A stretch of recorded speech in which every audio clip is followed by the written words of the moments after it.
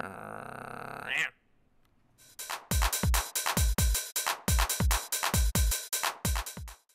name is Jordan Reichert. I'm part of the Critical Cat here, which some of you know. We do various vegan community events and animal activists and advocacy events here in Victoria and well, also in Vancouver and across the island. We're very honored tonight to have Robert speaking. Robert, for those of you who don't know, is a vegan bodybuilder and fitness athlete. He's a motivational speaker as well and author of his new book, Shred It, which of course he's promoting tonight, and you can pick up for 25 bucks, or you can also pick up at veganbodybuilding.com. It's not yet available at other retailers at this time, but will be soon, I'm sure. So without any further ado, I'm going to get things started, and please enjoy listening to Robert Cheeke. Thanks Jordan. All right, hello Victoria. Thanks for having me. How are we doing tonight? Good. All right, thank you so much. I appreciate you being here. I realize you could be anywhere tonight. You chose to spend your evening with me, or at least the next hour or so, and I sincerely appreciate that. Who is familiar with some of my work through veganbodybuilding.com? Anyone familiar already? Okay, about half the group, so that's good. So I'll give you a little bit of a background for those that don't know. So this is a very, this city is very close to my heart actually. My father's from here. And so I have family in this area, so it's always a joy to come back. One of the reasons I'm here this week. And so I always love coming back to Victoria. So I grew up on a farm out in Corvallis, Oregon, agriculture community. Both of my parents met in the animal science department. My father spent the last 30 years, he just retired a year ago, teaching college students how to raise animals for food production. And that's again where I met my mother. Both of my parents come from farming backgrounds, from farms, and so I grew up as a farmer.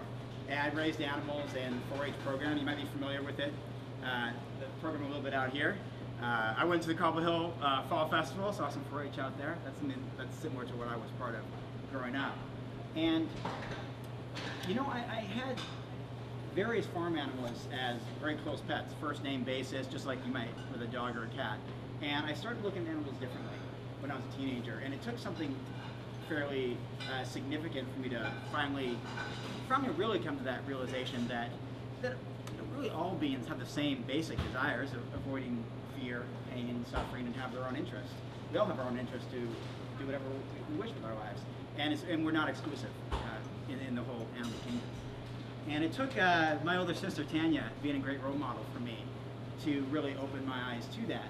And one thing I thought was really cool and really powerful was growing up raising animals and selling them at the auction. Even though we have first name basis, okay, it's time to go sell at the auction because that's how I get money as a kid, and it's part of the cycle in 4-H raising animals for food production. My sister had the foresight, the compassion, the whatever you want to call it, to actually take these chickens that she raised to the auction and buy them back and bring them home. And that was a really, really powerful thing. It really stood out as something for a young person to do, someone in their teens to make that kind of compassionate decision. It really resonated with me. And so she did something rather silly that I thought was rather silly. In the mid-90s, in a farming community, she created an animal rights week at our high school. And I told my friends, just out of respect for my older sister, who I was rather close with, I said, okay, guys, we used to go to sandwich shops every day, fast food, burger places, whatever, a core group of friends. I say, guys, just for this week, out of respect for my sister, I'm going to become vegetarian, whatever that is, right? So December 8th, 1995, first day of the Animal Rights Week, and I watched videos of factory farming, animal testing. I listened to speakers, much like we're doing today. I read literature, and most importantly, I talked to people, had conversations about various topics in animal agriculture production, animal rights, and December 8th, 1995 has led to today. This is the start of my 20th year as a vegan athlete.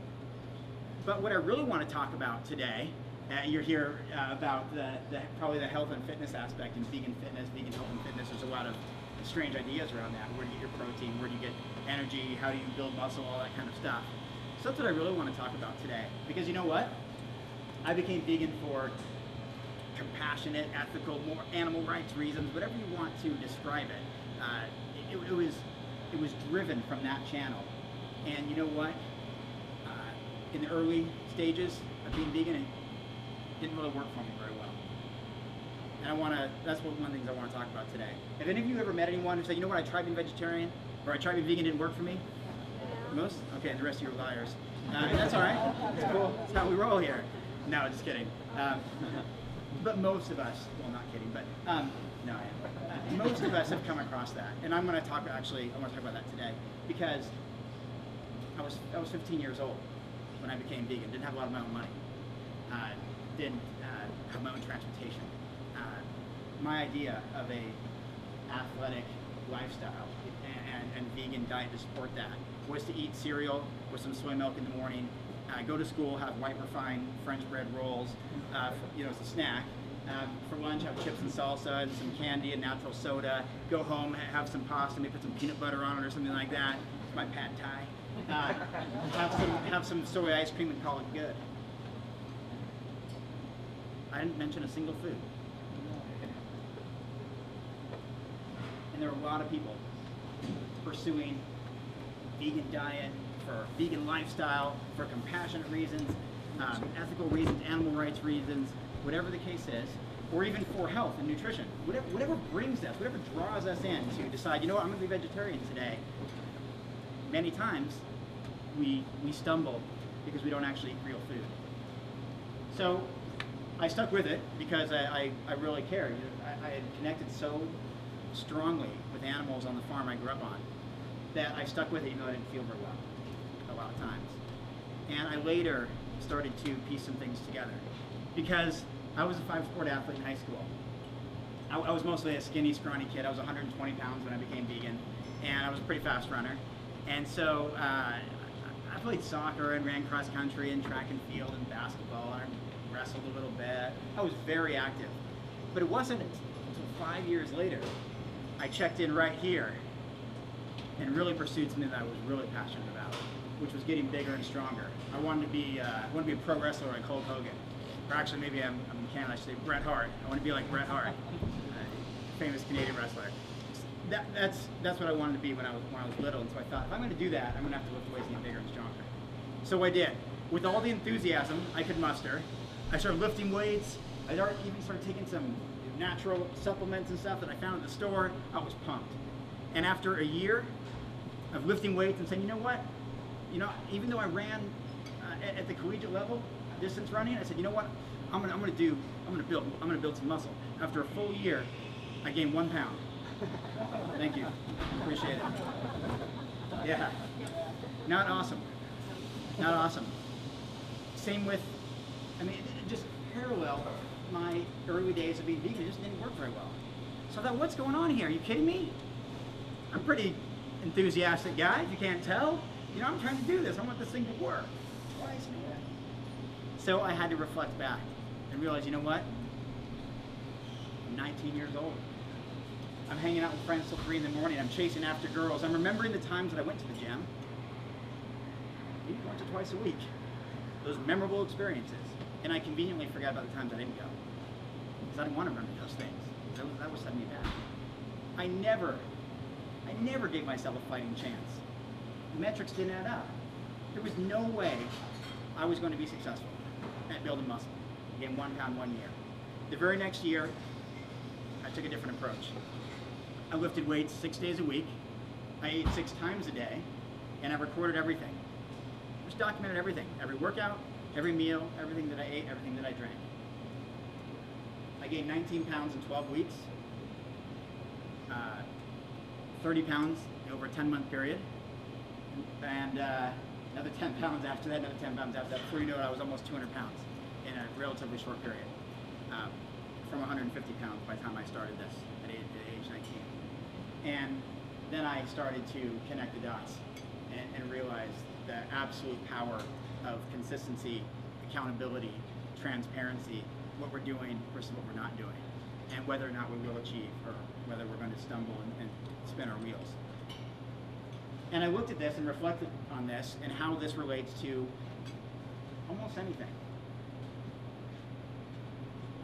I compared it to academics and the time that I invested into something and what I got out of it, or learning a new skill.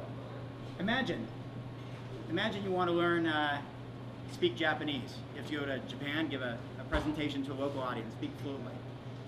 Practice once a month or so will get you very far. The New Year's upon us. A lot of us are going to have some new goals, new fitness goals to look forward to. And I outline precisely, I've worked on this for 2 years, this book, I outline precisely why any individual will or will not achieve what they set out to do.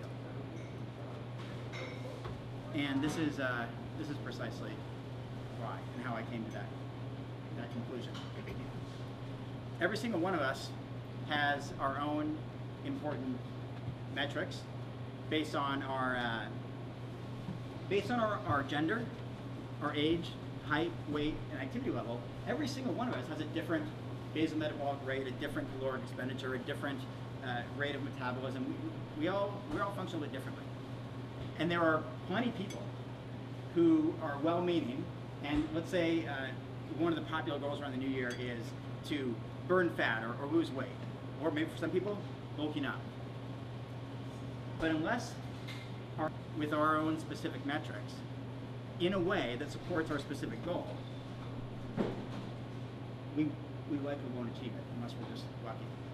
What I mean by that is, let's just say based on person X, let's say person X, based on their gender, their age, height, weight, and activity level, in order for them to lose weight, maybe, I don't know, a pound every 7 to 10 days, based on the numbers and science, they should be eating about let's say 2,200 calories a day, based on this individual. This individual may not keep track of what they eat. They may have no awareness of caloric density of food, nutrient density of food, what their daily habits are like. And when asked to record it for a couple weeks, it's revealed that this person, if they eat a lot of processed food, vegan pizza, ice cream, things like that, or even just pasta and bagels and just a mixture of all types of vegan foods. This person's eating about 3,300 calories a day. Very easy to do, actually, when you look at how many calories is just in a single piece of bread, or in a handful of chips, or in fries, or ketchup, or a veggie burger, whatever the case is, mayo and all this stuff. Will this person, who's exceeding their caloric intake based on their expenditure and their goal by 1,100 calories a day, likely lose weight and achieve their fitness goals? Probably not. Science doesn't add up. You already heard that I struggled for a year. I mean, I couldn't gain a pound for a whole year. And many people were in that same boat who say, you know what, I'm trying to bulk up. I'm really interested in lifting weights or playing football or whatever the case is. I want to bulk up. I want to get bigger and stronger. What if that person, based on how active they are and based on their own individual metrics, should actually be eating about 4,000 calories a day? That's sometimes what it takes to put on muscle. That's the way it works. What if, when asked to record everything and jot everything down and put to the test, this person's eating 2,800 calories a day and figures they're a big eater because they get filled up on certain things, and I eat quite a bit, probably going to achieve my goals. Under consuming just their minimum of 4,000 in order to bulk up just a little bit, like 1,200 calories a day. Will they likely build a bunch of muscle, get a lot stronger, add more mass? Probably not. Maybe stay the same. And the reason why this is important, the reason why I mention it, is because every single person in this room knows somebody who's saying, I'm trying to lose weight, or I'm trying to get bigger and stronger, or I'm trying to become vegan, or I'm trying to be vegetarian. If it's not working, 99% of the time, it's because of our actions, not because of genetics or because of my this or that. For example, again, I like to use some first-person stories because I know how well it works. I tested all these different things. You heard that I finally did figure out how to make something work and how to get those results through specific discipline, consistency, which leads to adaptation, which improvement's a byproduct of, and success follows. It took a lot of transparency of what I was really doing. I had to reflect back and say, oh wow, the year it didn't work out, man, I wasn't going to the gym. I remember the times I did go. Because it's very common. Map this onto other areas of life. I take my dog for a walk all the time. No, you don't. Not when you're late for work, not when you're mad at the dog, not when you're out of town, not when you're feeling sick, not for all these other reasons. I call home all the time. Really. Since once every 2 or 3 months all the time. I go to the gym all the time. Do I? I'm vegan, I eat healthy foods, I eat salads every day. Or has it been 3 or 4 days since we've had a single grain vegetable? That's what I really want to get at today. Because for me and for many others, it took some sort of awareness of what we're doing day in and day out in order to create some sort of change. Because we can't get better at speaking Japanese in my example unless we study it, unless we do it. We can't get better at auto mechanics unless we put in the time. And we're talking about changing the human body, which takes time. It's not learning a skill or a language, which some people can pick up faster than others. It takes time and consistent effort in order to lose weight or build muscle. And we have to understand the compounding effects of each and every decision. So if we say, you know, maybe I only work out a few days a week, well, let's look at that. Let's look at that compared to what our specific objectives are, what our specific goals are. And here's one of the things that I think is one of the most fascinating aspects of this new book. I spent 2 years writing and coming to these conclusions, is that, think about this for a moment. What if you have a very specific health or fitness goal? You know, it's very detailed, which, you know, I'm a big fan of finding deep meaning behind it because then you'll be motivated to do it. If you don't really care about it, it's very hard to gather up the courage and the time and the energy to go pursue it. So you have some meaningful goal. But what if, because of Friday nights, weekends, holidays, and parties, and anniversaries, and sick days, and travel days, and the other things that come up, what if 4 out of 7 days in a week we're actually working against ourselves by not doing the exact things that we need to do in order to achieve that? If for a fitness goal, that would be exercising. For a health goal, it would be eating a certain way based on our caloric expenditure and nutrient-dense foods and that kind of thing. I think the compounding effect is one of the most overlooked and underappreciated aspect of health and fitness. That what I do today matters tomorrow. If I say, you know what, I'll try it next day or next week or whatever, then guess what? January 17th happens. Does anyone know the significance of January 17th in relation to the new year and fitness and health and goals? Anybody? The day people give up their resolutions. Exactly. January 17th is the most common day that people say, you know what, I've had enough. Gave it 2.5 weeks. Didn't work out. Didn't work out. I'll try it next year. Well, think about this for a second. In our scenario of accidentally, not on purpose, we accidentally eat in excess of 1,000 calories a day based on our individual metrics. Over a year, it's nearly 500,000 extra calories, almost 370,000 extra calories. The compounding effect is the biggest thing that people are forgetting. You want to run a marathon? Every day. Everything gets easier. So being aware of what we actually consume and what we actually do for exercise, I think, is incredibly important. For example, I could ask a question. I won't actually ask for hands or we'll take a survey, but I would say if you have a specific goal for the new year, lose weight, build muscle, you therefore must know precisely how to do it, right? You must understand basal metabolic rate, Harris-Benedict equation, your own caloric expenditure, and caloric intake based on your age, gender, height, weight, and activity level. Everyone knows that figure for themselves, correct? No, serious. Everybody knows that. You have to. Otherwise, you're just guessing, and you're just lucky if it works out through hard work and consistency and all that. For example, let's take me. If I just lie here all day, well, I can't really lie standing up, but if I'm laying down, based on me, my gender, my age, height, weight, I'm going to burn 1,740 calories.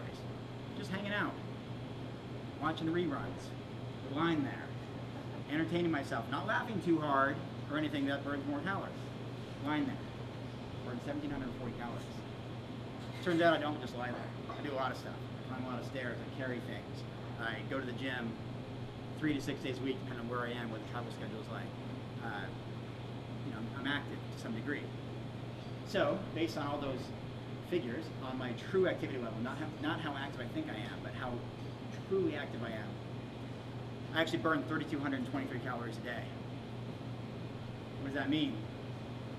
It means for me, I have to eat approximately 3,200 calories from real food in order to maintain weight.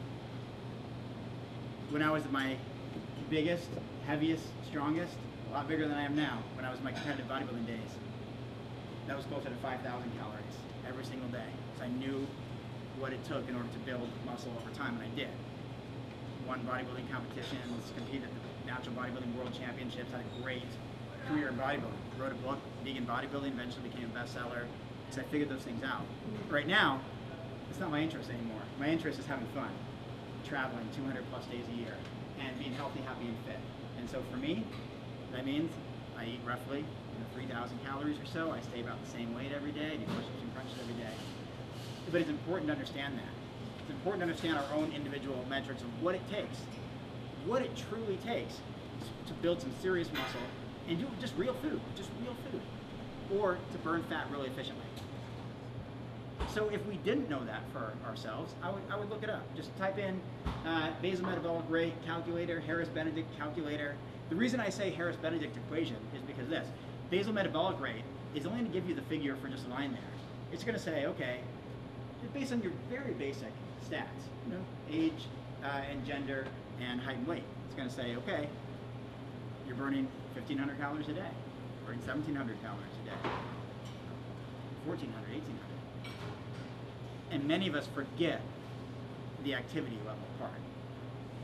And so that often gets left out of the equation. And so Harris and Benedict came up with this activity level equation that says, okay, if you do mild exercise once or twice a week, you're burning X amount of calories.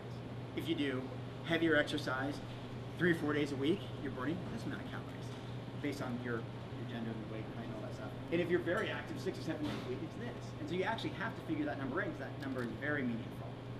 And once you do that, and this is the thing that's just so profoundly important, and I'm so pumped to share in the book and in great detail and in presentations, is that once you have that figure, you simply create a formula and can do whatever you want to get shredded. You can bulk up, you can get super lean, you can figure it out and achieve whatever health and fitness goal you have. And furthermore, it takes a little bit of a deeper understanding of specific types of foods and caloric intake and expenditure in a little bit deeper, more intricate way. For example, let's take a look at caloric density of food.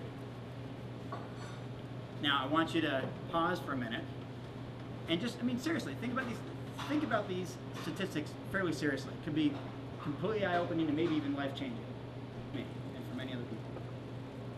I want you to think about these numbers and how it relates to you in your life right now, and what you're truly doing every day. Because that's the only accurate way to really measure it. Consider this.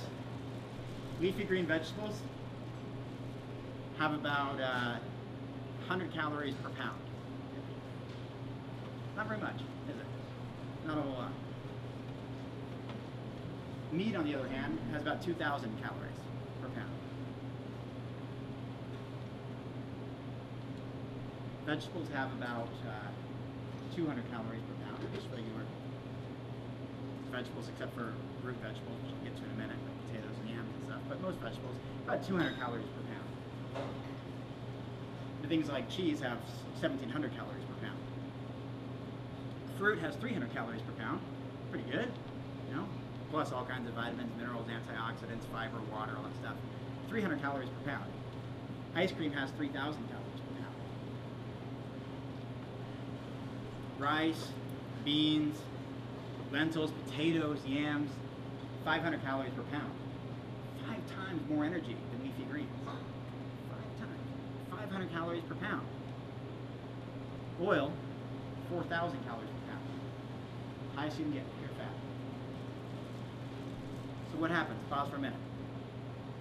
Potatoes, sometimes have a good reputation, sometimes a bad reputation. And it's often within certain contexts. 500 calories per pound. Turn those potatoes into French fries or chips, 2,500 calories per pound. Because of the oil, which is 4,000 calories per pound. And because they're oily and often salty and whatever, we can eat a lot more of them than a regular potato. 2,500 calories per pound. Fivefold. Chocolate, 1,800 calories per pound. Now this one's gonna may throw you off a little bit. You've heard a lot of these plant foods, very low. I mean, come on, 100, 200, 300 calories per pound. You can just eat as much as you want, and it's hard to get a lot of calories.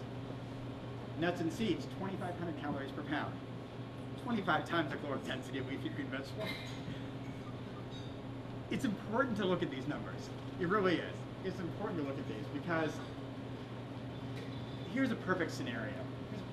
Maybe it's not perfect, but I think it's a nice little story or analogy to look at. And maybe even some of you have even heard this before in some of my talks. I like to share it.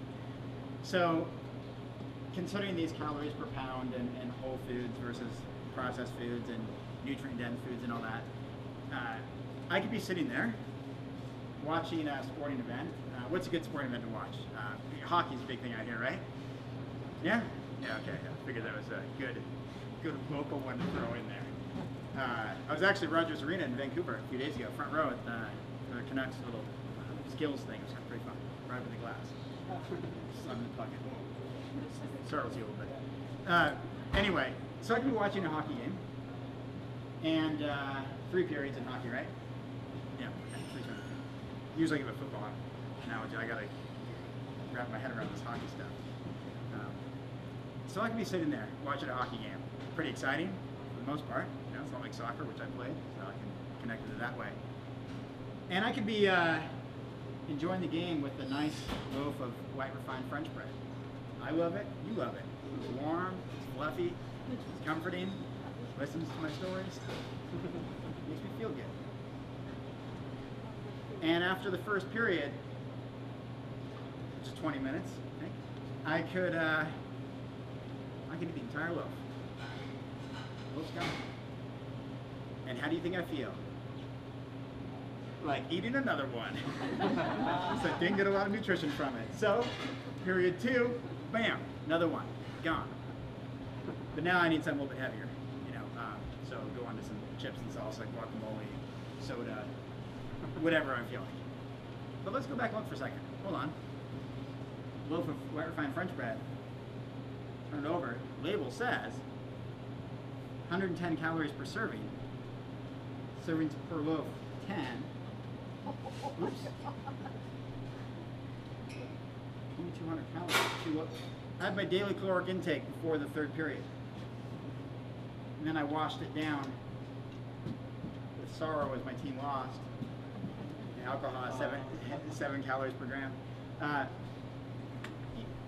So after I already had 2,000 something calories from my bread, I then ate another maybe 2,000 calories or so in chips and salsa, and and then maybe had some dinner after that, a few drinks. Okay, maybe it's 5,000 calories.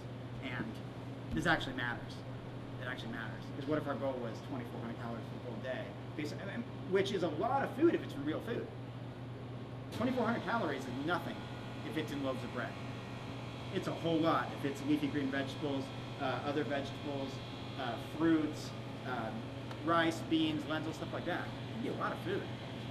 So the context of calories matters. And that has obviously a compounding effect. So if we do these types of behaviors, nutritional behaviors of the breads and pizzas and pastas and stuff like that on a regular basis, it can be problematic based on our goals. And so, I'm the first to say I think these foods can be great. Especially I like to support lots of vegan businesses and products and all that kind of stuff. But I also understand the impact they have on our health and fitness goals. But here's the thing: if your true foundation of calories, let's say 85% of your real caloric intake is from fruits, vegetables, nuts, grains, seeds, legumes, you could probably eat things like cupcakes every single day if they only make up a small percent of your calories. The problem is we're doing things like cupcakes and ice creams and little desserts and chocolate bars, things like that, on a diet that's already full of pasta and pizza and candies and sodas and all this stuff. And that's where it becomes problematic. Then it's just one more processed food, one more very concentrated 500 calories, in this, when it could be 500 calorie salad like this. And also looking at food in its natural state versus an altered state changes its context. For example, a lot of us, myself included, will give ourselves a pat on the back when we have a salad, right? It feels good, doesn't it? It doesn't always taste good, but it feels good. I had a salad today. Might even make my Facebook status. That's how big of a deal it is in my house, all right? I'm vegan for 20 years, but it doesn't make me like salads anymore. Gotta work for it. That's just me being honest and transparent. You know the solution to that? Candy pecan. Candy pecan. They'll make any salad taste good. or walnuts, yeah. There's a lot of different things you could do. But this is very important. Let's say your salad, whatever you have in there, let's just say it's mostly leafy greens, because that's just easier for my little analogy. Your salad bowl, whatever size, probably about 300 calories in that. Yeah, great stuff. Not a lot of energy in it, not a lot of calories in it, but definitely a lot of vitamins, minerals, antioxidants, fiber. In fact, pound for pound, there's nothing healthier. Fruits give it a good run, especially high antioxidant fruits. Give it a good run for its money, but nothing healthier than leafy green vegetables. We know that. So what happens? When a 300 calorie salad covered in dressing that's oil based, we now have a 1,000 calorie meal that's 70% fat that we give ourselves a pat on the back for. Man, that oily dressing helped me get it down. Great. More calories and fat than pizza or burger or whatever. I mean, no animals harmed, which is I applaud, which you might have in the burger or pizza or whatever, but it doesn't change the fact that this salad went from one of the healthiest things we could possibly eat to a 70% fatty food. And it still made the Facebook status update. That's when the problem comes in. So that's one of the things we need to really take into consideration. And so the best advice that I can give of trial and error and getting up to, from 120 pounds to 200 pounds on a plant-based diet and winning bodybuilding competition and getting super shredded and lean for the bodybuilding stage and playing around with it for the last couple decades, the best thing that you can do is for a 2-week period, just be honest with yourself. It's tough sometimes. It's not always fun because it opens our eyes to what we're really doing. And for 2 weeks, I want you to jot everything down. And everything that you eat, everything that you drink, and get you can use these chronometer, MyFitnessPal, all kinds of things, or just write it down and calculate it on your own and reflect on it, look at it. And it could be one of the most eye-opening things you come across. Wow, I had no idea I ate that much this. Or I had no idea I don't eat any green vegetables at all. I had no idea I drink a gallon of water a day. Or I had no idea I drink 16 ounces of water a day. I just didn't know. And likewise, if you can document everything you do for fitness, any real specific workout you do, because it could also open up eyes and say, wow, I had no idea I ran that many miles this week.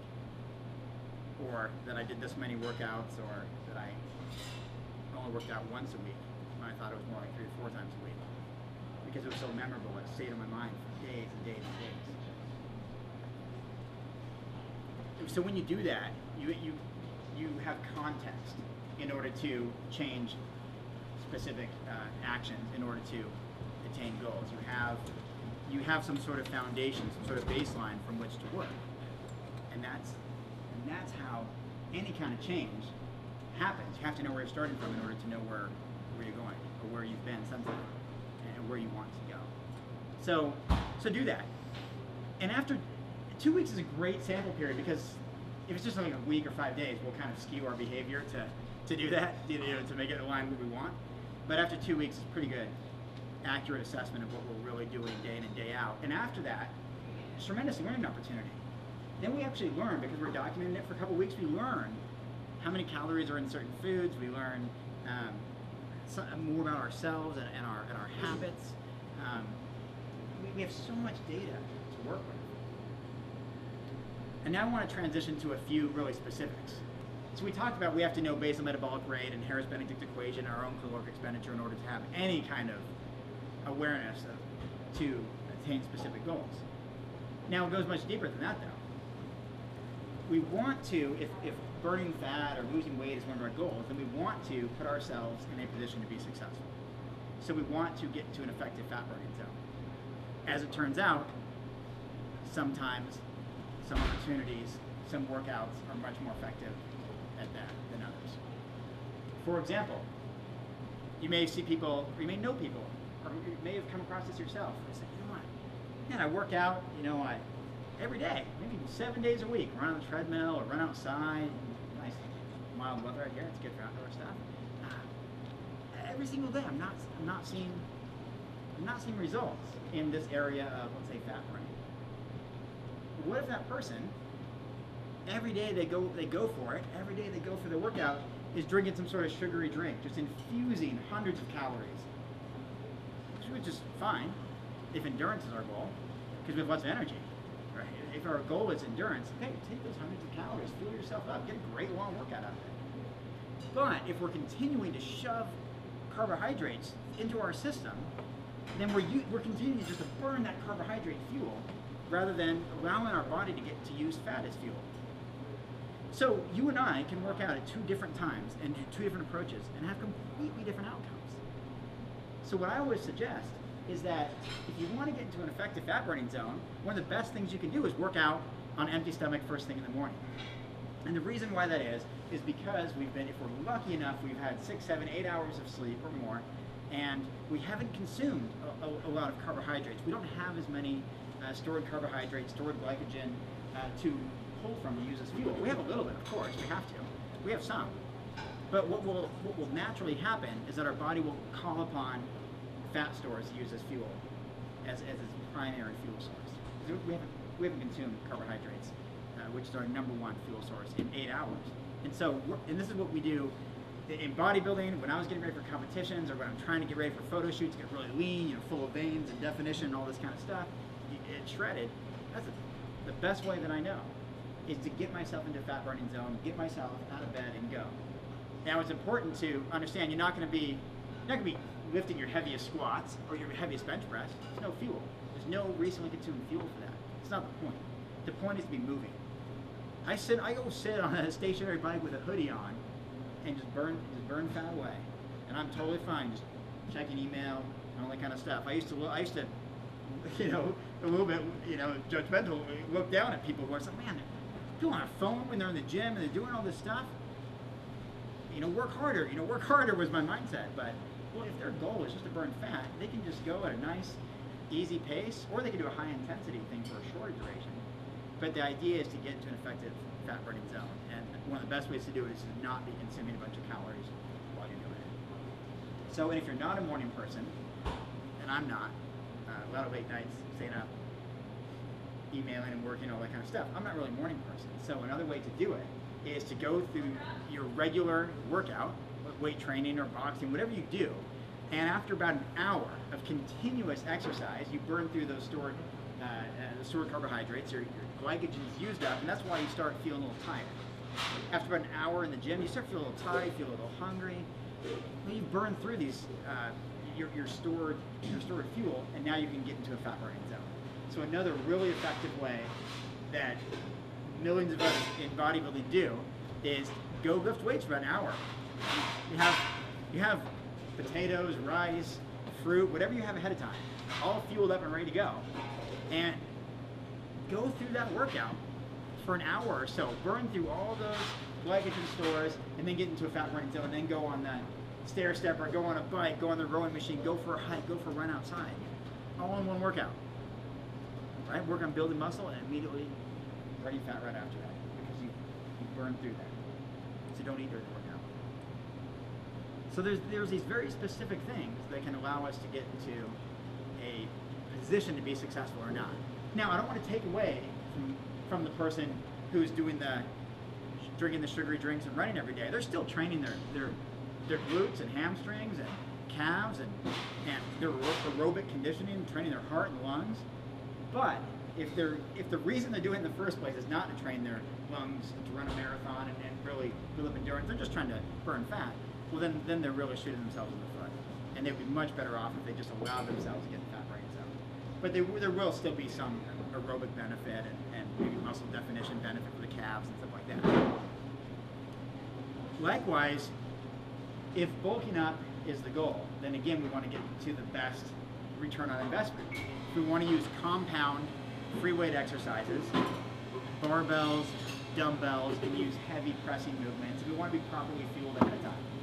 You already heard things like oats, rice, quinoa, potatoes, yams, 500 calories a pound. These are really great, long-lasting energy sources to have for a workout. Something like fruit is good too, but it burns through in like half an hour or so. You're just burning through that. It's so easy to digest and process, and it's great for like right as you're walking in the gym. You walk in the gym, eating a banana, and okay, I'm powered up, ready to go.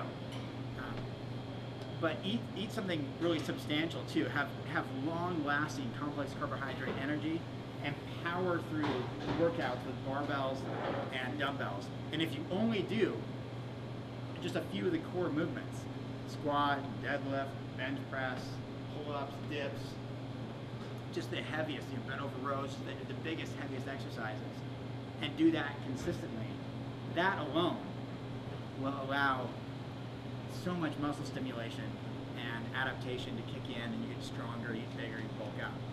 And what we're doing in the gym, lifting weights, is simply creating micro tears in muscle fibers. And so we want to make sure we consume a variety of foods afterwards. It doesn't have to be concentrated protein stuff. It doesn't have to be anything really specific. It just has to be real food. Vitamins, minerals, amino acids, fatty acids, recovery material.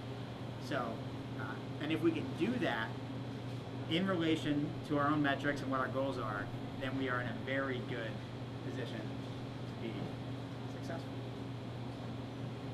And that's really the core message is individually find out what matters to you.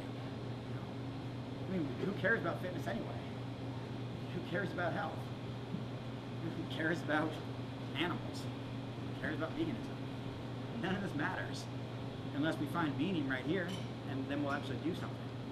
We'll actually want to exercise. We'll actually want to eat healthy food. We'll actually want to follow our passion and pursue something with enthusiasm. So put meaning behind it. And then just simply follow the formulas. I mean, identify what your own metrics are, and get down to business. And understand that things compound, and that point A affects point B, C, D, and E, all the way through the line. And I believe that if we're passionate about what we want to pursue, and if we're consistent, then naturally adaptation kicks in. We get better at it. I can't tell you how many people I've met who couldn't even run down the street. Run from one telephone pole to the next. That's it. Winded. Done. Who said, you know what? I want to pursue something.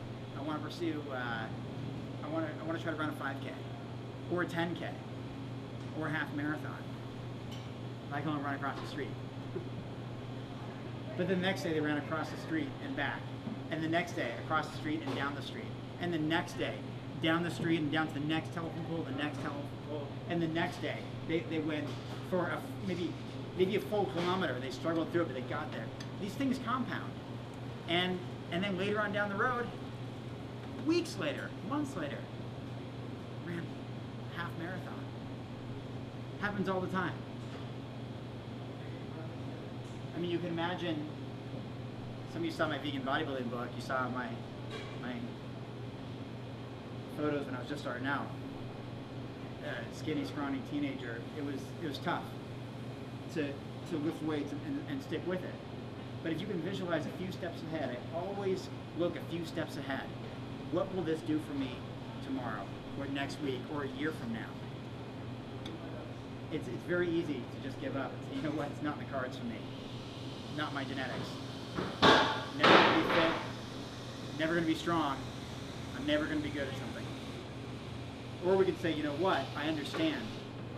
I absolutely understand how repetition and consistency play a role in adaptation and eventual improvement or success or change or whatever that is. I understand how it works, and I'm going to do it. I'm going to watch it happen. And I'll close with, we'll talk about protein for a minute, but I also wanted, while we're on this, about this consistency thing. In every presentation I give, I mention my favorite quote. I usually end with it, but I'll say it now because it's fitting with what I'm talking about. It's a quote from Mark Twain. It says, 20 years from now, you will be more disappointed by things you didn't do than by the ones you did do. And that really resonated with me years ago, and I said, forget Mark Twain 20 years from now. You know, what about a year from now? 2 years from now? We don't want to be asking what might have been. Man, you know, I had this opportunity. I learned this information, or I got inspired. You know, I had the opportunity to share some life-saving information with my family, with my loved ones, with the non-human animals in my life. I could have, I don't know, I could have treated better, I could have saved, or I could have, man, I could have done something for my health or my fitness. I could have pursued something. I didn't do it. 1,440 minutes in a day. But checking Facebook notifications is more important than exercising or doing something that's going to make my life more enjoyable, last longer, increase my energy, feel better. What's important? And I think it's worth mentioning. And I think it's worth reflecting on that. That for many of us, because statistically, most of us will encounter that January 17th day where we say, you know what, I don't have it in me. Or I'm not good enough. I'm not willing to do it. It's not worthwhile. There's so many things I'd rather do. I'll wait till next year. Or we could say, you know what, I do care about this. I am good enough to do this. I understand my own work ethic. I understand what I'm willing to put forth to make this happen, because the end result means so much. You kidding me? Maybe this is the last time I could run a marathon with my parent because they'll be too old to do it. Or this is an opportunity that I can be my best self and increase my own energy and vitality so I can play with my grandkids. Or, you know, this sport or this lifestyle is something I've always dreamed of doing. I always wanted to get bigger or stronger. I always wanted to be faster. Or I always wanted to be part of a team. And all it takes is a formula that we follow. And it's just science, and it just happens when we actually put ourselves in that position. So when considering all of that, and you've heard how many calories per pound of food and what happens if we do skip healthy meals or do skip workouts, and how that compounds and affects tomorrow and the next day and the weekend and the next week and all that kind of stuff. Let's quickly look at something like protein, because that question always comes up in Q&A, which we'll be at in 2 minutes. Let's look at protein for a second. I bet there's nobody in this room who's ever been asked the question, where do you get your protein? Remember, it's your protein, by the way, it's yours. Where do you get your protein? Oh, where do I know? Let me tell you where you like. So no one's here has been asked that. Where do you get your protein? It's a pretty silly question. Come on, you serious? Where do you get your protein? That reminds me of a YouTube video. There's this show, and that's their jingle. Where do you get your protein? Yeah, it's yeah, what a question. The reason why I think it's such a interesting question that none of you have been asked, because of this. There's nobody in this room, or any room you've ever been in, who knows anyone with a clinical protein deficiency, except for very rare occasions. Oh yeah, I once heard of somebody, saw it on the TV one time. There was a clinical, they couldn't get enough calories, they were that person, nobody in this room has ever met anybody, entire life, who's had a real protein deficiency, a real one. Yet every single person in this room knows more people than you could ever count who consumes too much protein and has adverse health effects as a result.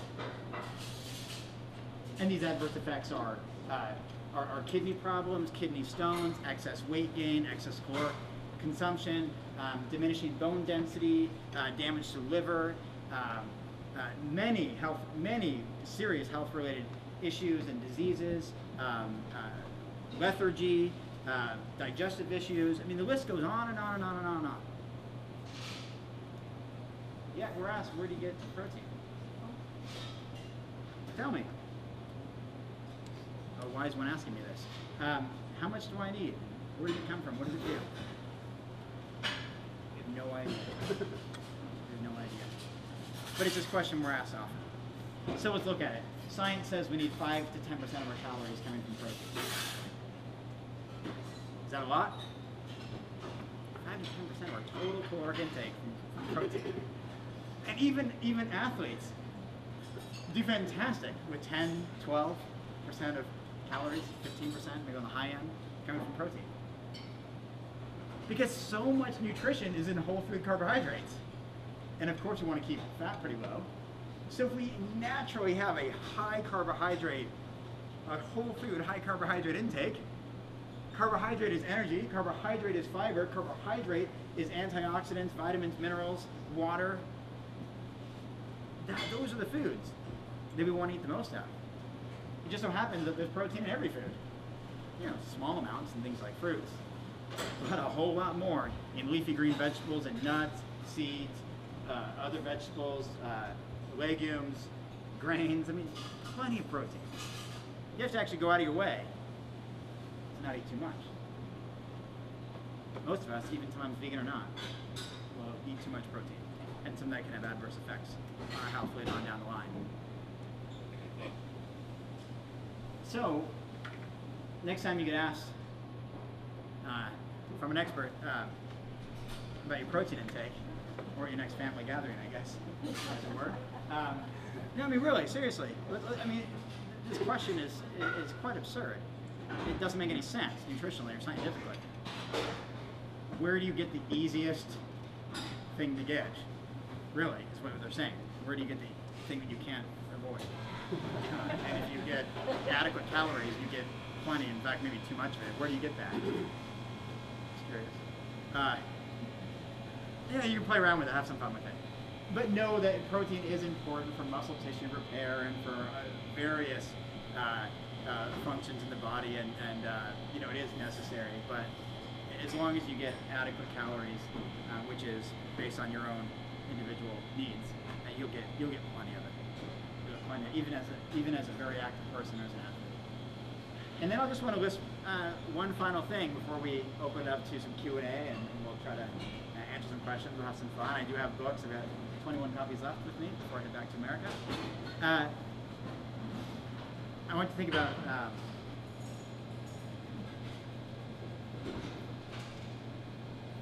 final thought here. I want to make sure I end on something that will be really, really helpful and worthwhile. First of all, when it comes to supplementation, really the only thing that is super necessary on a total plant-based diet is vitamin B12. And that is primarily, and that's nothing against a plant-based diet or nothing against vegan lifestyle or anything like that. It's not a negative thing. It's our food and water system is so sterile these days, which is good, because then we don't get lots of other diseases or issues from having very toxic water and food to consume. The fact is, there's just not a lot of B12 out there in those foods. We just don't eat a lot of this. It's an organic, vitamin B12 is an organic compound that we consume through bacteria. That bacteria likes to hang out around red meat and some other animal products. And so if we're not eating those products, it's quite hard to get it. But vitamin B12 has important functions, including brain function and nerve function, and it supports. So it's not something you want to mess around with. I mean, if you're not consuming foods that are fortified with vitamin B12, it's meaningful and worthwhile to do some sort of vitamin B12 supplement. I think methylcobalamin is a great way to do it. You can use cyanocobalamin as well. I like methylcobalamin a little bit better. I think it absorbs a little bit better. You can just use like a spray or some sort of supplement. Done deal. And that's just because we're not getting a lot of it in our current food and water system. The only other thing you might want to consider is vitamin D. I don't know, I spent a summer here one time, but I don't know exactly what the sun is like all year round, but it's just said that really anywhere above Los Angeles to Atlanta, so basically anywhere in Canada and a lot of the US, should consider, especially during the grayer months, not a lot of sun, maybe some sort of vitamin D supplementation or foods fortified with vitamin D. Could be something important to look into because these things do have health implications and they're worthwhile. So I want to make sure I at least mention that, and again I want you to think about what I said a few minutes ago. And over the last hour of piecing everything together about finding your own passion in health and fitness, your own meaningful reasons to pursue something, understanding caloric density, how many calories per pound in certain foods, being transparent and accountable and document things and be aware. With all of those factors, just remember what Mark Twain and others like myself echo, that 20 years from now or a month from now, we don't want to be saying what might have been. What could have happened? What could have been different had I done that? Had I pursued something? Had I found 30 or 40 minutes a day to exercise?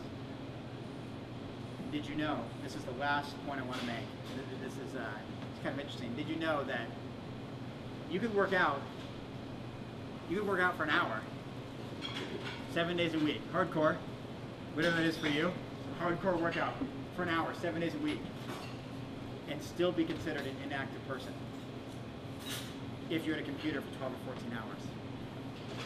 Because again, it compounds. It's not, oh, look at my hour today, or look at the salad I had today. What if we have 1 bowl of salad and 3 bowls of ice cream? It compounds.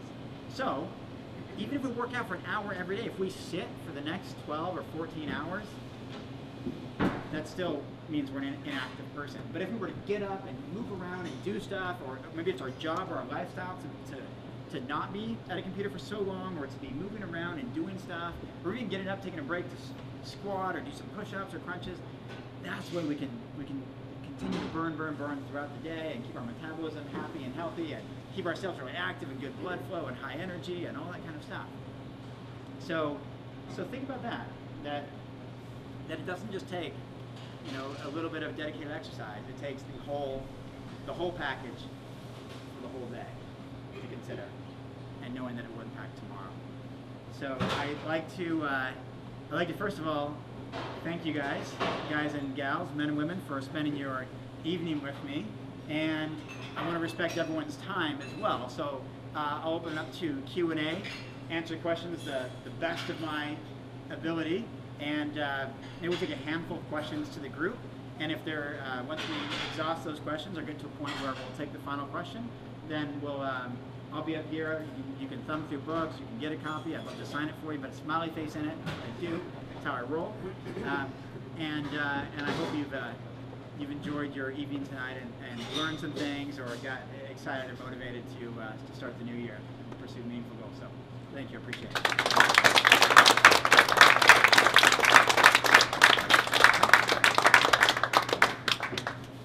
Would anybody like to be first with a question?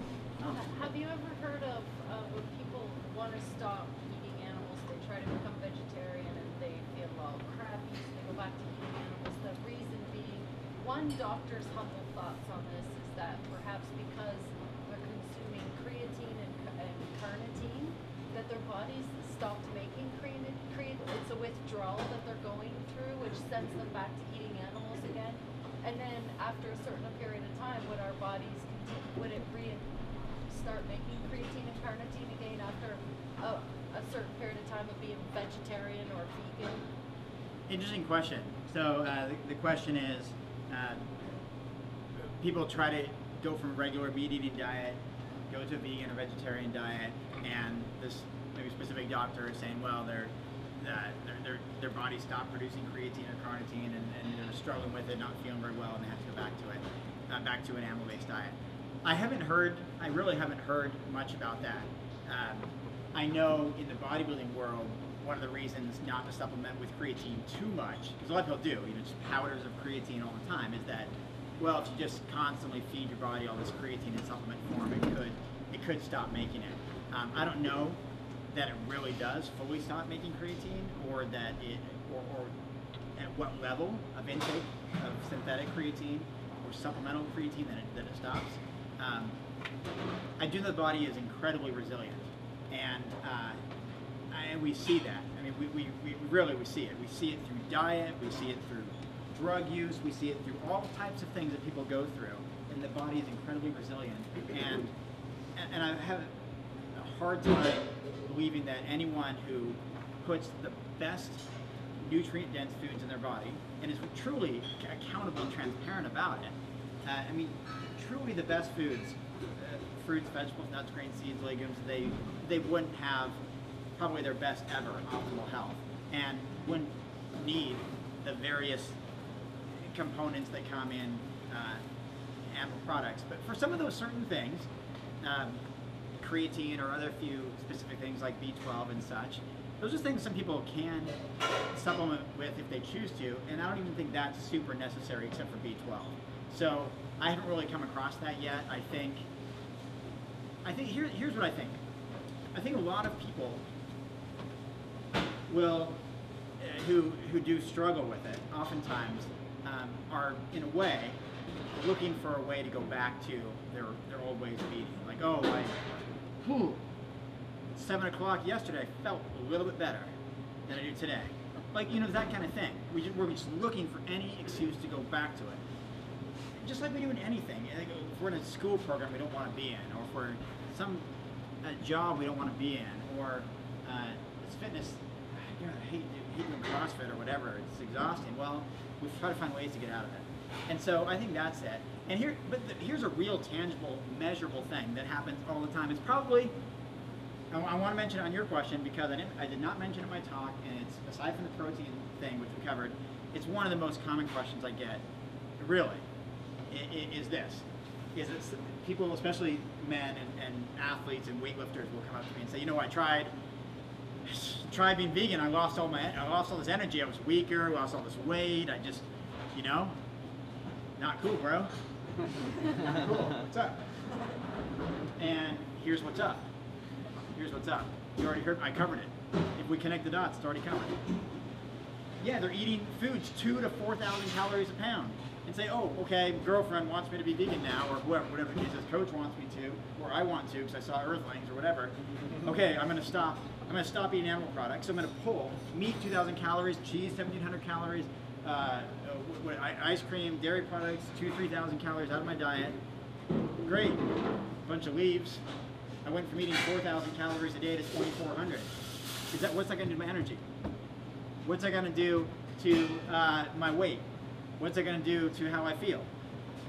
Well, that's why there has to be an understanding of, okay, there needs to be more beans, legumes, lentils, potatoes, sweet potatoes, oats, these types of foods. So many times, that's another thing. We say, oh, I tried it, it didn't work. You never ate the right caloric intake. If you're someone who is very active and burns thousands of calories a day and says, I'm vegan now, and eats essentially half your intake, that's just science. You don't have energy anymore. You don't have fuel. Your weight's going to go down, even in ways you don't want it to. Let's say you wanted to stay the same weight or even bulk up. It's going to go down because it's not there. So I deal with this all the time with football players and others. Is that okay? If you're eating 4,200 calories a day on your animal-based diet, we need to eat somewhat close to 4,200 calories a day of plant foods. So we know that's more nuts and seeds. We know it's more potatoes and brown rice and quinoa and oats, and we know it's that kind of material that's going to make it happen. So So I think if we put ourselves in a position to be successful, we should be successful. And if not, then there's something maybe that's not right about our approach. And I think that might make a difference for some people if they're Yeah, really good point. craving this flesh all the time, you know? Yeah, good point. The comment or questions about taurine and you know, in bodybuilding days, I used to look for it and try to find lab versions of it, you know, non-animal It's all derived. synthetic now. Yeah, yeah, everything these days is, you know, it seems like. But yeah, I was looking for it 15 years ago because yeah, taurine's supposed to be one of these things. It's supposed to be great for building muscle and all that kind of stuff. But it's something I haven't really, again, I haven't really run into in the last couple decades of it being really an issue. But like you said, for people who are following a pretty restricted or non-diverse diet, it could be an issue. One more thing, kind of adding to that, is that I learned this through the plant-based nutrition certification course through Cornell University. Quite insightful. That most of us, whether we believe it or not, most of us tend to eat about the same 10 or 15 foods every week. Now, nothing's super wrong with that, unless a bunch of those foods are non-nutrient dense.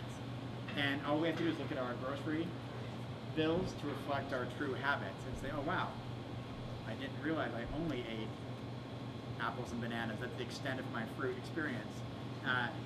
And I didn't know I only ate white rice and noodles as far as my, you know, my complex carbohydrates or whatever the case is. These things are real. So food diversity, I think, covers a lot of those different issues. If we really look at, and also look at the return on investment from foods. I'm really big on, if you're analyzing fruits, why not pick the ones that have the most antioxidants or the best nutritional return? If you're looking at different leafy green vegetables, you know, maybe iceberg lettuce doesn't even be your first choice, because nutritionally compared to romaine or any other dark leafy green vegetable, iceberg lettuce is quite inferior. So the same thing, you know, certain seeds, certain nuts. I mean, some things like, you know, walnuts have omega-3 essential fats. Almost all other nuts, if not all other nuts, don't. But walnuts happen to have omega-3. Certain seeds have omega-3, omega-6, have really nutrient dense. Some are way better than others. Some foods are naturally super high in fat. Other ones are just have the best dark leafy green vegetables, the best vitamins and minerals.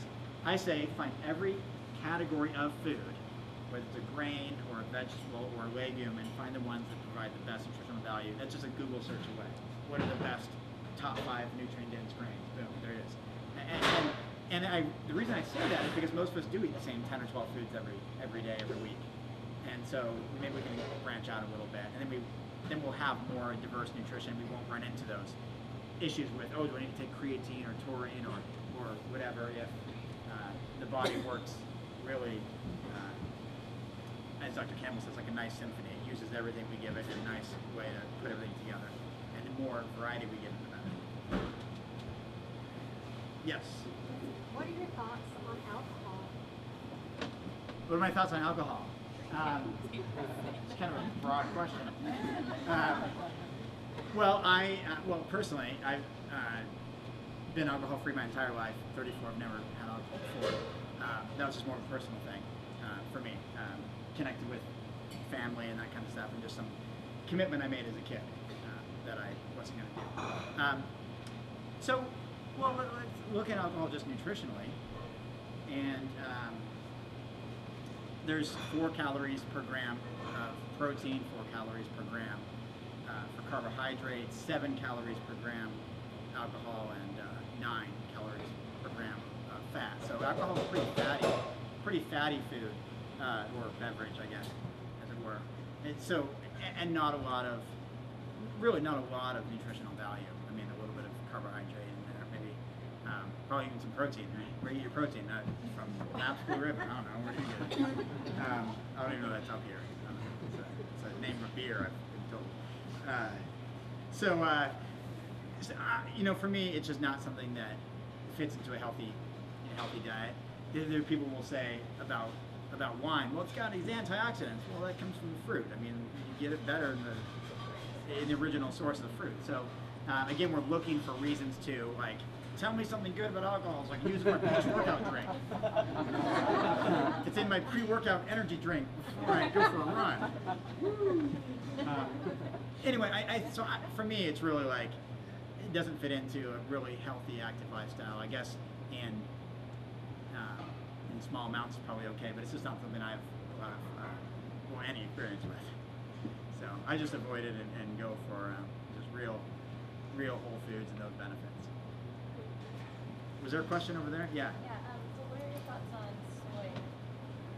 Interesting. The question is, what are my thoughts on soy? Again, another thing I often tie into my presentation in sometimes some humorous ways. We'll see if you guys laugh or not. But I didn't mention it today. Here's my thoughts on it. And coming up, this is where you laugh, and it makes me feel good. So growing up, I spent probably the first 18 years of my vegan lifestyle eating a lot of soy. I mean, just pounding it. My record is 18 tofu hot dogs in a day. Anyone beat that? Yes. North of the border, the record still stands. Thank you. Here's the thing, and actually I hope I have a good answer for you. I think this is going to be a good answer for you and for people listening. Here's the thing. A lot of people, especially in the early days of veganism, either the early days like 20 years ago when it was just kind of becoming popular, or early days of, I just became vegan a week ago. Soy is something that is in basically everything. And we're often not aware that we have soy for breakfast, soy for snacks, soy for lunch, soy for snacks, soy for dinner, soy for dessert, soy in our dreams. No, that last one I just made up. Never said that before. But here, and why does that matter? Well, the reason it matters is because 7 out of 8 times, maybe it's isolated soy protein isolate, a concentrated, not very healthy, genetically modified version of soy that's in our granola bar, that's in our lunch, our tofu sandwich or burger, or one of our 2 dozen tofu hot dogs a day, whatever the case is. That can be problematic, and you probably hear a lot of press coming out about soy, sometimes negative, sometimes positive, and from what I understand from our nutritionist Jack Norris, registered dietitian, is that some of the negative press about soy, like, oh, it's going to have these health problems, is based on studies that had serious intake, like 18 to 20 something servings of isolated soy protein a day. I mean, nobody besides me was doing that. And I was just doing it during my bodybuilding days to get up to like 200 pounds. I thought I had to eat much soy, I didn't have to. So now what I've done is the last couple years, I've really focused on a variety of whole foods. That's what this whole book is about, whole foods, no processed stuff or anything like that. Whole foods. And I realized that when you take soy out, there's so many other foods you discover as staples in the diet. And I eat so many more beans and legumes or other legumes and potatoes and potatoes of all types, and these really nutrient-dense foods that are now staples that never were before. And so I think there's nothing wrong with soy in its organic, natural, whole state. Have some organic edamame, great. Organic block of tofu, fine. Have a party, have at it. But if we're just drinking isolated soy protein in a drink or in a burger or hot dog or whatever, it's not a health food. It's packed full of sodium, packed full of all kinds of other additives and things to make it flavored a certain way and textured a certain way. It's far from natural. And I don't think there's room for that in a diet, because if we make room for it, it's one of those things. It's pretty calorically dense, and yeah, we have all the greens we want, but when you look at our total caloric intake, oh wow, 65% of all my calories today were soy. I do that 365 days a year, and that could be a problem. Not only because it's too much of something that's not a whole food, but it deprives us from better opportunities out there. We could have had so many more antioxidants, so many more vitamins and minerals, so much more fiber or nutrient-dense material that we really deprived ourselves of because we wanted to have soy for everything.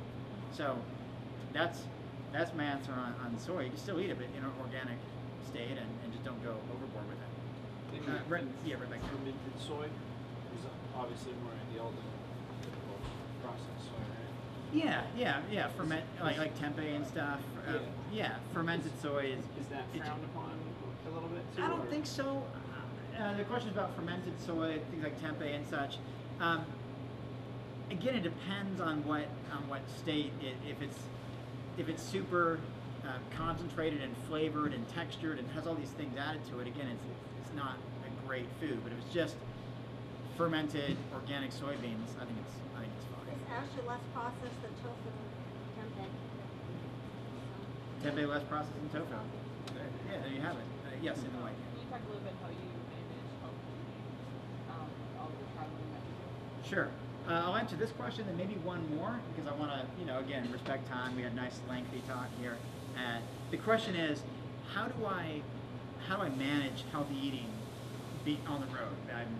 Some of you know, follow me on my obnoxious posts on Facebook and Twitter. I just came back from 3 weeks in Australia. That's where I launched the book. Did very well.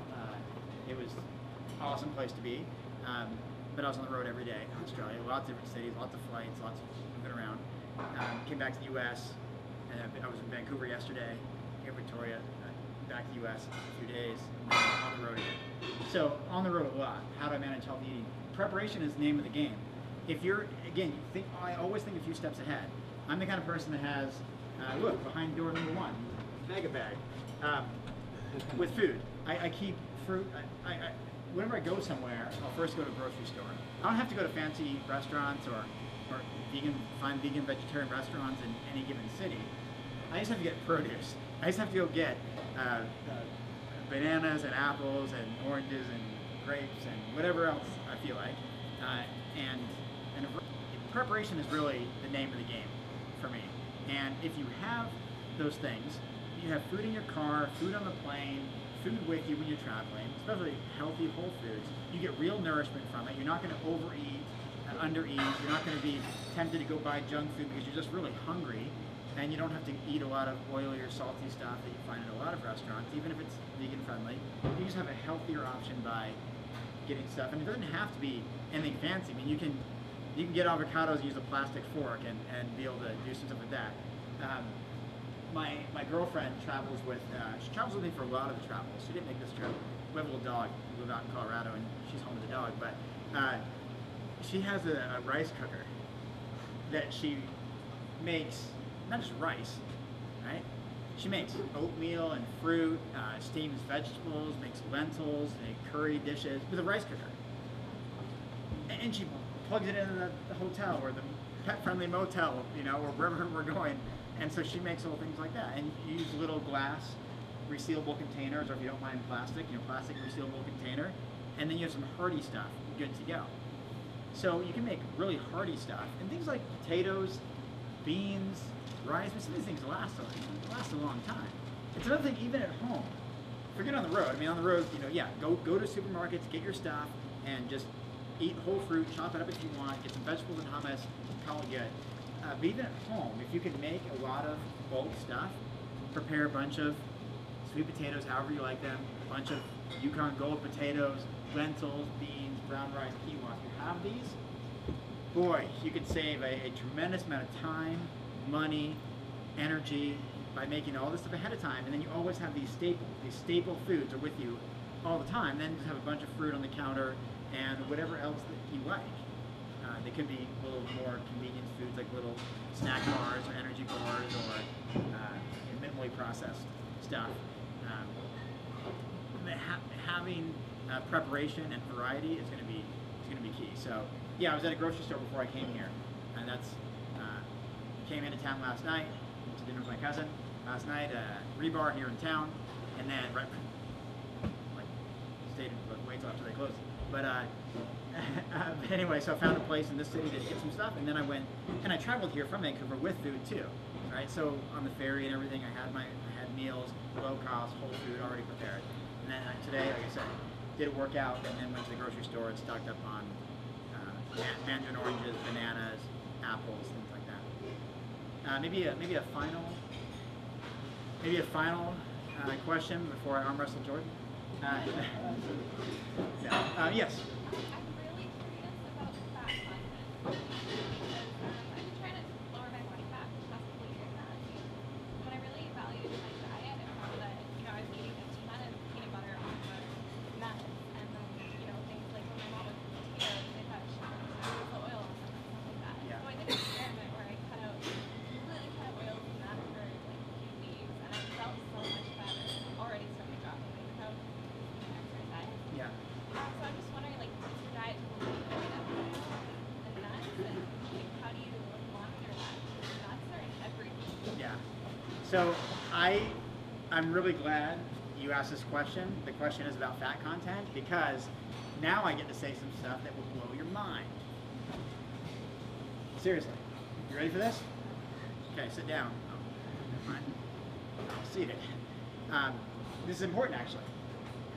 I can't believe I'd already been vegan 18 years and all this, and I took this nutrition course through Cornell University, and then I had this explained to me, which probably should have been explained to all of us a long time ago. And I will answer your question, but I want to tie it into this. So, survey. 2% milk, cow's milk, 2% milk. How much fat is that?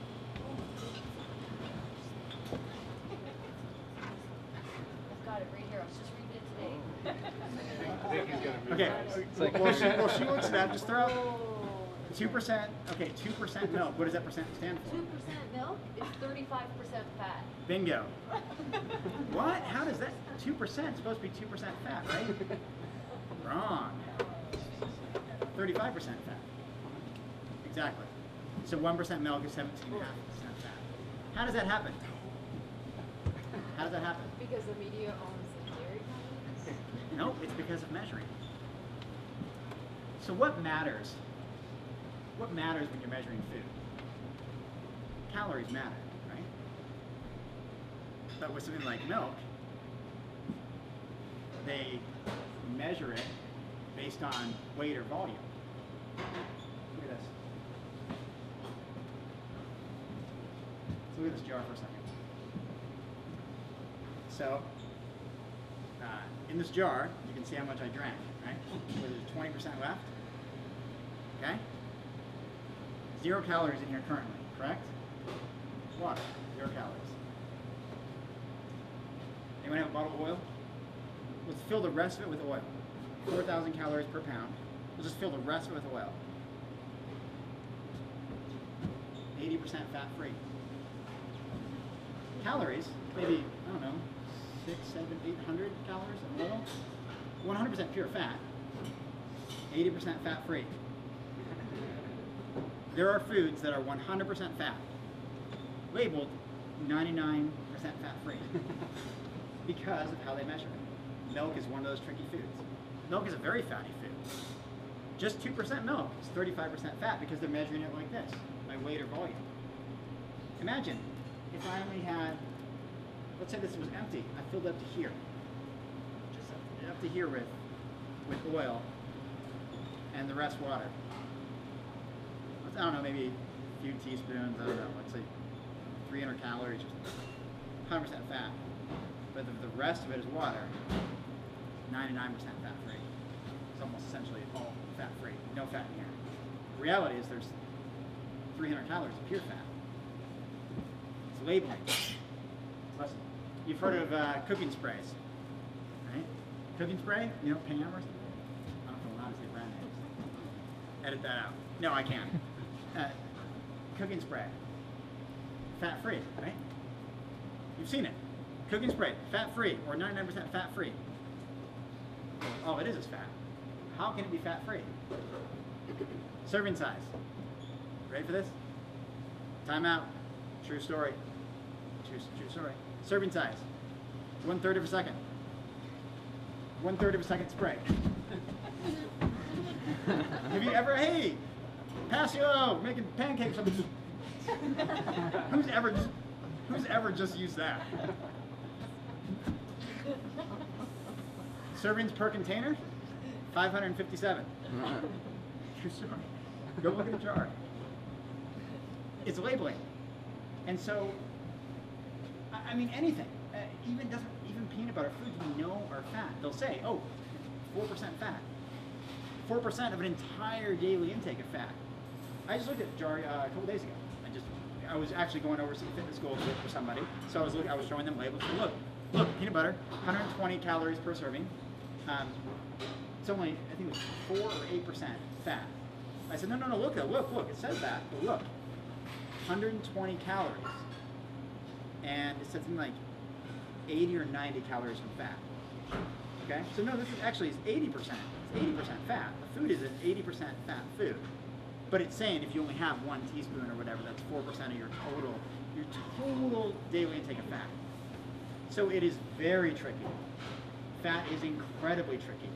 So how do you avoid it? The way you avoid being tricked is to not eat processed foods, because it's shoved in there everywhere.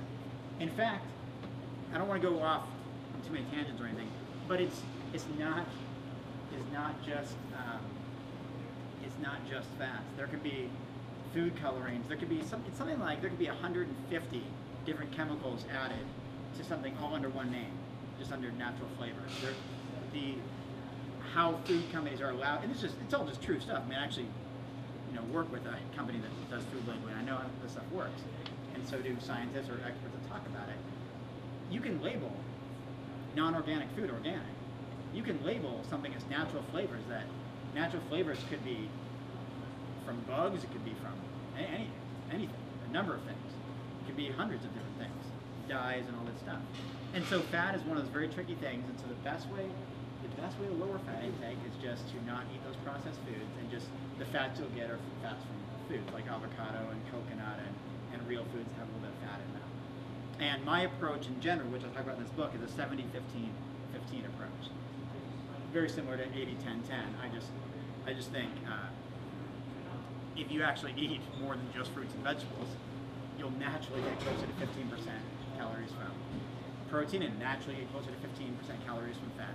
If you only ate fruits and vegetables, no grains, no legumes, nuts, seeds, or whatever, you might be closer to 80% calories from carbohydrates, 10 from protein, 10 from fats. But my book suggests 70-15-15 because it's more well-rounded for a more diverse diet. And if you eat whole foods with the entire recipes and everything, the approach there, you're not going to eat 35% fat, which is the American average, or the North American average probably, which clearly leads to a lot of issues. 15% fat is a good way to go. So, hope learn something from the food labeling stuff there. It's very, very important actually. Could be could change our way we look at stuff. So, anyway, that was the last question for the group. I'm going to be up here. If you are interested in getting a book, I'd be happy to sign it for you. Even if you want to just look at one and tell a friend or take a picture of it or get it later, it is online, veganbodybuilding.com. It will eventually be in stores in Canada and on Amazon and everything soon. It's just so new.